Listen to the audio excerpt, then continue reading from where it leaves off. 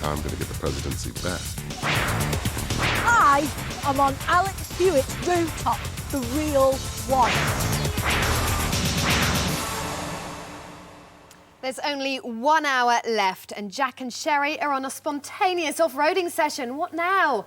I'm Tamsin Sylvester and this is Pure 24. There's more going on in tonight's show than at CTU in a crisis. Live from LA, we've got Sarah Winter, the actress who plays Kate Warner, on the phone, ready to answer your questions. We've also got an exclusive interview with Dennis Haysbert, who plays David Palmer. He's out of the office and in our studio. It's Ewan McIntosh, plus journalist Charlie Porter on hand to discuss their views of tonight's episode. So what are your views? Because we're so close to the end now. Are you excited? Are you a bit disappointed? I'm excited. A lot is happening. I don't know how they're going to wrap it all up with 1 hour to go. There are so many loose ends dangling, aren't there, Charlie? But now they're on the set of Greece. You know, they're going to race against the Pink Ladies. They've crashed into this river. Do you think well, it that's looks the same. riverbed? That's the bridge where they go around at the ramp, isn't it? I mean, We're hoping it I really is. hope it is. We're hoping the Pink Ladies are there. There is only 1 hour left for Jack to save the day, but he's collapsed at the wheel. Tony and Michelle can't help him, and it seems the only person who can is Sherry, but will she? Call us on 0870 24 009 24. That's 0870 24 009 24. We want to know what you think. And remember, Kate Warner is going to ring that number in a matter of minutes to tell us what she thinks. When Jack has a bad day, he really has a bad day. He's been dead once, and he looks like he's near to it again. He may be almost indestructible, but how much more can he really take? I mean, this man is having a heart attack. His heart's already stopped. Is he going to make it to the end of the 24th hour? I mean, like, watching someone convalesce from a heart attack really isn't that much fun, so he's got to perk up straight away. I mean, the next episode, he can't be stuck there struggling on a heart monitor or something. The next episode cannot be Jackless, can it? No, I think, there must be something good in the water in CTU, because we've already seen Tony abandon his crutches halfway through the episode and discover he can walk again. He did. What was that about? He walked very, very quickly with just a hint of a limp. Yeah. And now Jack, he can get over anything, so I think he'll be fine for the last episode. I do think it's a bit of a reality check, though, and I do, the heart attack thing, I'm a bit cross with myself, because in the episode before, there was a slight twinge and he grabbed at his heart, and I didn't pick up on it. We should have talked about it last week, and we didn't. It's bound to happen. He had adrenaline injected into his heart. This was bound to happen. But he's got so many cuts and scars and branding all over him. I mean, he should have been in pain before. I mean, the reality is kind of vague reality, but not that really. It's 24 reality. Yeah. We've got a phone call now. Andy is on the line. Andy, do you think it's a little bit predictable to have another cliffhanger with Jack? I mean, we already saw the one where they said he's dead. Now we've got this. Well, yeah, he's got heart problems. He's had, 1,000 volts put through his heart. What can you say? I think, Jack's had a heart attack at the moment. Or what seems to be a heart attack. Sherry's going to be the one that brings him back from the dead yet again. I mean, he's got more lives than a cat. Him and Kingsley, I think Sherry's going to be the one that saves the day. Sherry will take the bullet for Jack, which enables him to get the message back to President Palmer, or should we say the ex-President Palmer. So I think that's what's going to really happen. I just wanted to make a quick point before about Michelle and Tony. Mm-hmm. It's very touching, the hand on hand and the look and things like that. They're like the Bonnie and Clyde of CTU. They are, and we love them for it. Should I just make one point to you, Tamsin? You've made lots of points, but you can make another one. I must say, you're looking absolutely ravishing. You may remember who was on a few weeks ago talking to Paul about Kim, when you asked me to talk about her in a white top and things like that. It's absolutely gorgeous. Thank you very much. My stylist will be very pleased. Quickly. We've cut him off. He had too many points, didn't he? I think Laura is on the phone as well. Laura, are you there? Yes, I am. Thank you for sitting through Andy there and waiting for us. No problem. I want to talk about Sherry. What do you think is going to happen? Do you agree with Andy? Is she going to take the bullet for Jack and save the day? I think she's going to save Jack's life. I don't know if he's taken a heart attack, but I do think she will save him.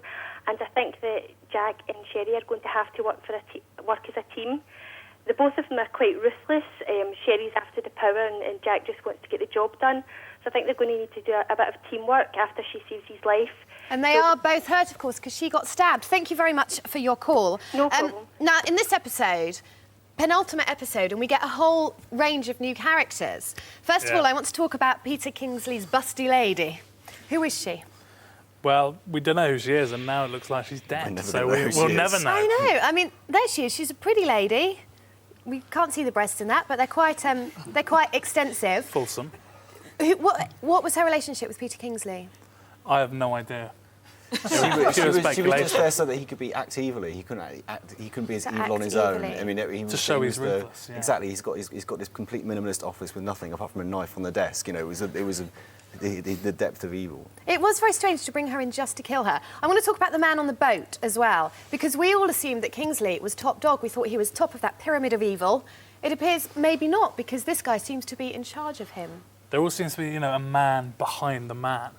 We were saying before, you almost expect the cigarette-smoking man from the X-Files to sort of be in the background. Yes. Sort of, there's very sinister levels going on. Yeah. Do you think we've reached the top with this guy? Obviously not. Obviously not. No. Do you think he's on that boat alone? Is there somebody else? Probably. I mean, he's obviously super bad because he can afford to do absolutely nothing apart from be on a luxury boat. So and also he has an accent. What is that accent? Well, I mean, there's a theory that it's the German accent, so it's therefore the same as Nina's. But I think Nina's way lower down on the chain than this guy. You don't think she's on the boat sipping a Mai Tai? Well, if she's done some devilish escape plan, and, She is devilish. She can do anything. With Lynn and Bob Warner. That would be They're nice. all on the boat together. Little party. Well, we want to know what happens after Jack's car hits the riverbed, but unfortunately, we are going to have to wait 2 weeks to find out. But fear not, to help make the wait more bearable, next week BBC 3 will be showing 24 Access All Areas. Natalie Casey's delve behind the scenes of 24 in LA, and here's a quick preview. I'm on Alex Hewitt's rooftop, the real one. Now, the 24 production team, obviously, dressed it up with ladders and industrial piping and all that jazz. But I can assure you that this is the place. Now, originally, Hewitt was going to cross that road over there and get run over by a car. The magic of television. But the traffic proved too noisy, so instead, he fell off that ledge.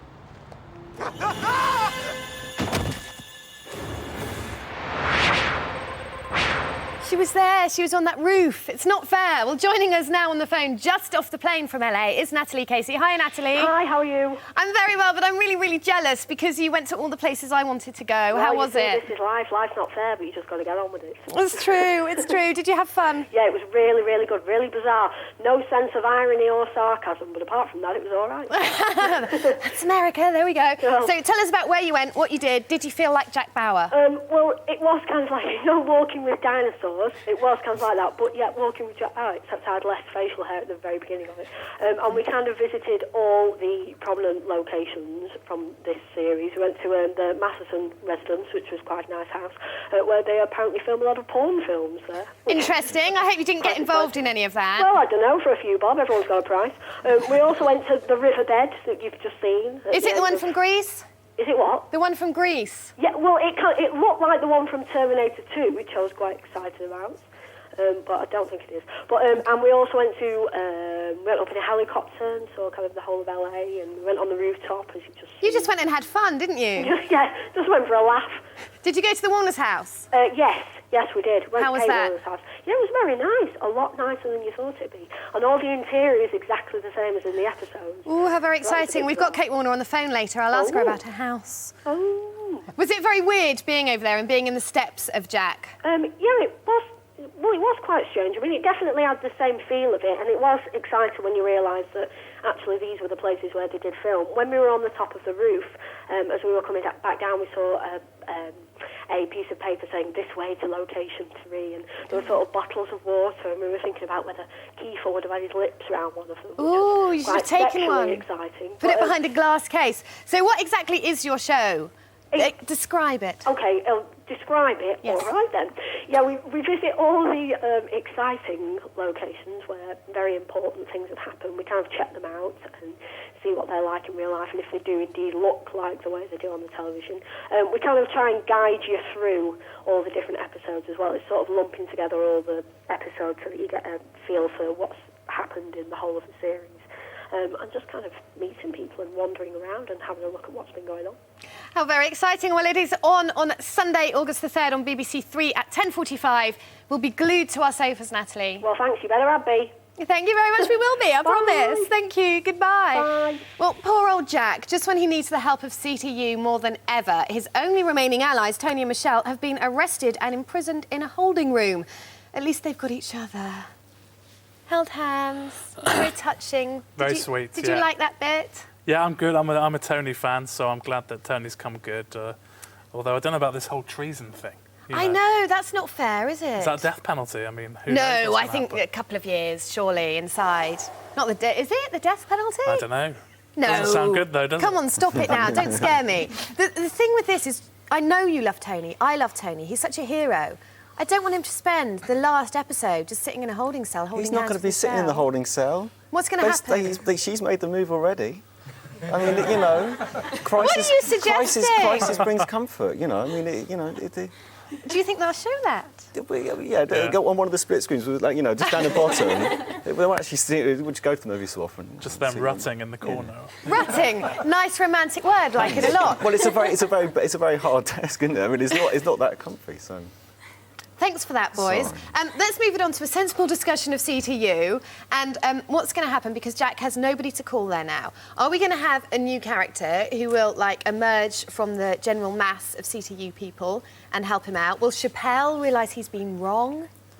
Well, my big worry, I was saying earlier, is that the next episode is going to finish with those 3 dreaded words, "to be continued." That would never happen. They wouldn't do that. Because they've left themselves so much to tie up. I think they'll resolve as much of it as they can, but it seems there's just so much going on to tie everything up in one 45-minute episode. They're very clever at 24. I'm going to go to our studio audience. Tom, so many ends to tie up. Do you think they can do it in 1 hour? Well, I think we're a bit worried about the last episode, whether it can live up to expectations, because not that much happened today, really. So it's an hour to fit everything Jack had a in. heart attack. Yeah, but Sherry got stabbed. Alex Hewitt died. apart from those things, not much really. But there's still so much to finish off, and there's an hour to do it. So we think it's going to tie over to the next series.